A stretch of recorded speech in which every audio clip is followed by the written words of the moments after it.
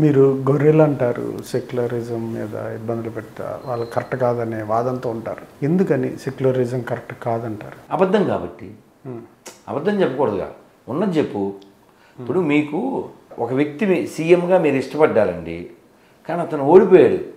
అబ్బాయి నాకు అతనే సీఎం అంటే మిమ్మల్ని ఎలా చూడాలి? అలా చూడాలి, అంతే. ఇది కూడా అంతే. అలా అబద్ధం చెప్పకు.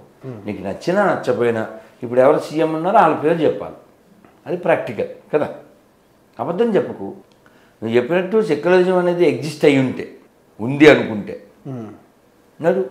ఎక్కడైనా మసీదులో 5 సార్లు ఆజాన్ వేస్తారు కదా, ఆ మిగిలిన టైంలో ఖాళీ ఉందిగా, ఆ టైంలో హనుమాన్ చాలీస వేయమను.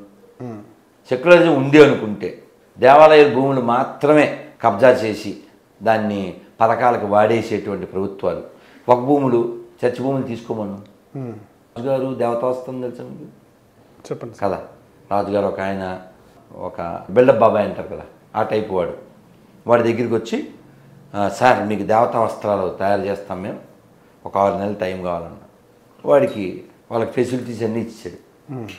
ఇది పరమ పవిత్రమైన వారికి మాత్రమే కనబడతాయి అని చెప్పాడు. అని చెరకాది పెట్టుకుని, ఇది ఏంలే, వాడు రాజు వచ్చినప్పుడు, రాజా వస్త్రం ఎంత మెత్తగా ఉన్నదో చూడుడి అని. వీడు ఇక్కడ ఏం లేదన్నాడు అనుకో, నువ్వు అపవిత్రుడు అంటాడు. అందుకని అవుడవును అన్నాడు.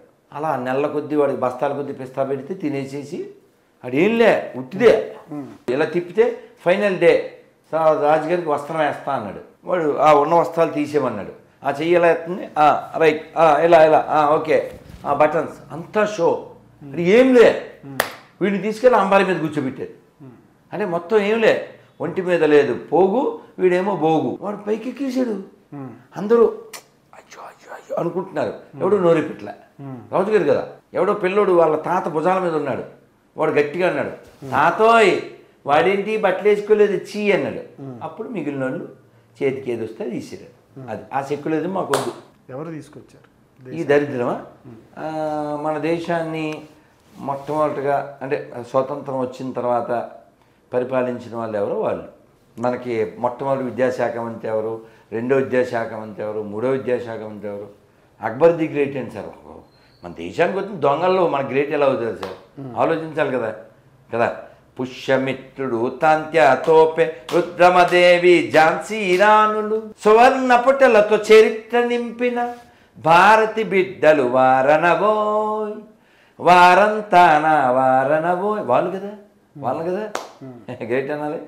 మరి అయితే ఇప్పుడు మార్పులు అక్కడి నుంచి జరగదా? 3 అమ్మ ఒడి, నెక్స్ట్ బడి, గుడి, ఇక్కడే మార్పులు జరగాలి.